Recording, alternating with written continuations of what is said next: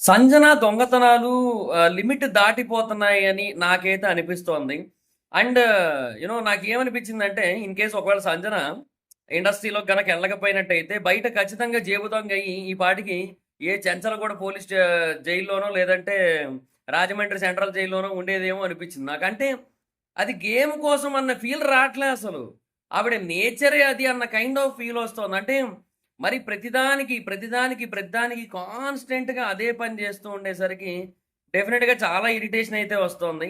And but at the same time ఆవిడ story గాని, ఆవిడ జర్నీ గాని అంత సింపుల్‌గా తీసి పడేయాల్సిందయితే కాదు. ఆవిడ ఒక మదర్, ఒక 5 మంత్స్ బేబీకి మదర్ అయ్యుండి కూడా ఆవిడ అవన్నీ కూడా పక్కన పెట్టి బిగ్ బాస్‌కొచ్చి ఎంటర్‌టైన్ చేయడానికి ఏదో ఒకటి చేస్తూ you know she is doing her best. But ఏమో ఇట్ ఈస్ లైక్ ఆవిడ నేచరే అలాగా అన్న కైండ్ ఆఫ్ ఫీలింగ్ తీసుకొస్తోంది. So, that is very bad actually.